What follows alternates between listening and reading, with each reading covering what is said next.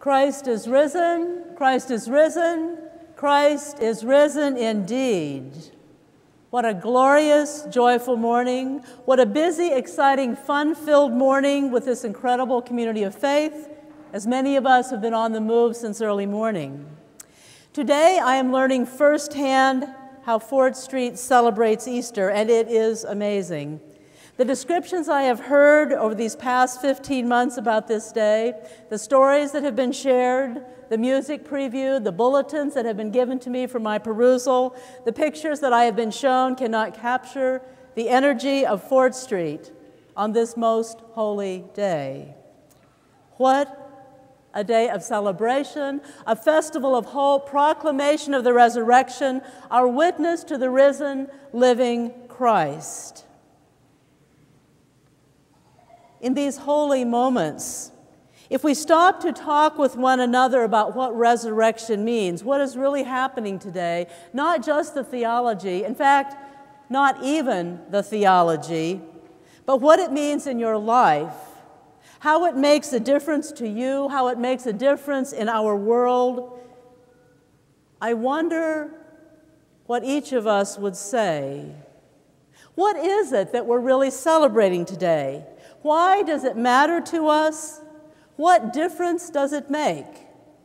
After all of the balloons have drifted out of sight, we've petted all of the animals that we can find, we've eaten way too much Easter dinner, satiated our chocolate cravings, and the Easter eggs have been consumed or refrigerated, what difference does it make?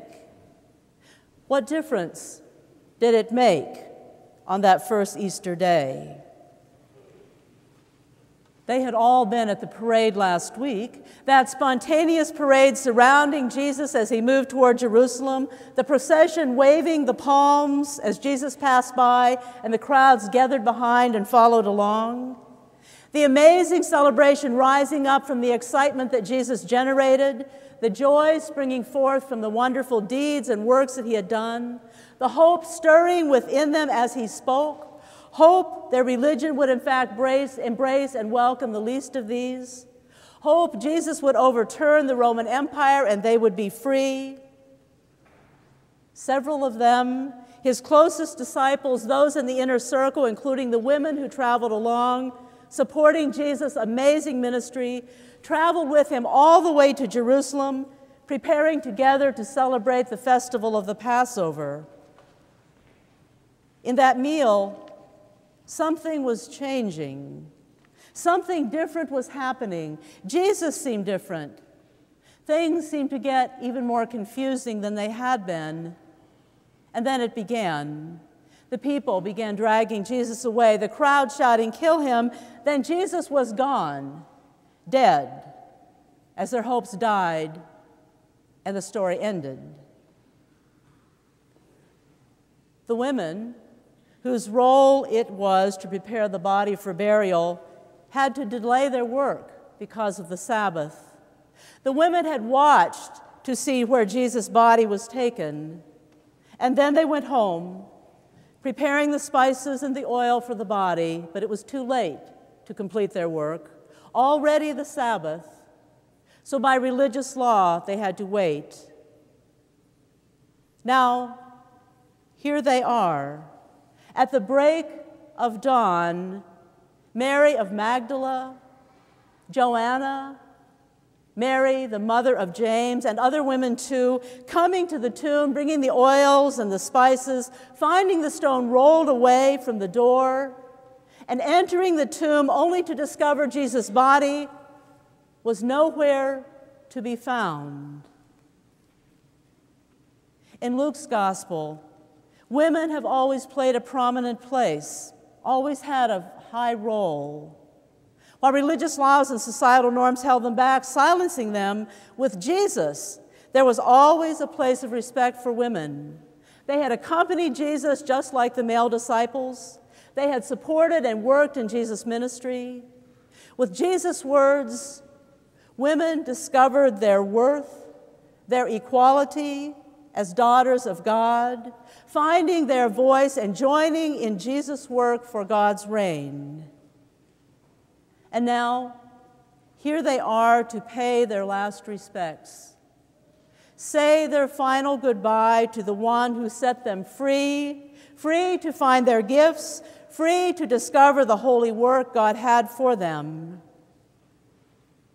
In many ways, they are back in their traditional roles, caring for the body, doing what women do. Their newfound freedom hanging in jeopardy, dying with Jesus, perhaps dooming them again to silence. But things are about to change.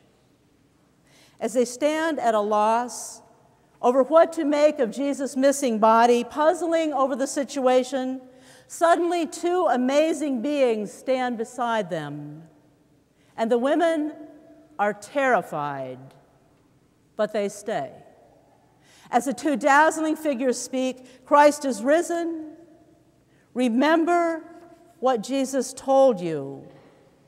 Afraid? Yes. Skeptical? Probably.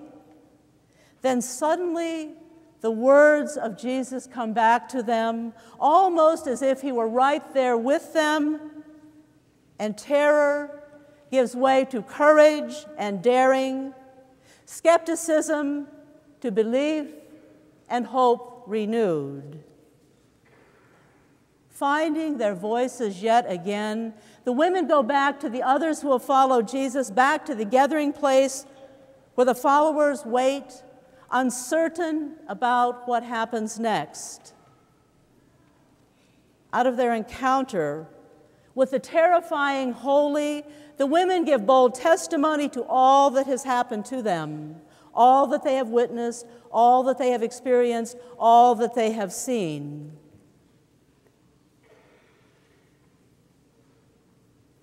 Have you ever met someone whom you sense can show you more about the holy, more about God? Persons in whose presence you feel unsure, mystified, even as they draw you into an encounter in a way that you can neither understand nor resist. Someone who may shake up your life a little, taking you to a new place on your spiritual journey. Some amazing figure, not unlike the dazzling ones who suddenly appeared beside the women at the tomb. These people scare us a little, maybe a lot, but we sense we need them in our lives, at least for a time, maybe a short time, maybe for the rest of our lives.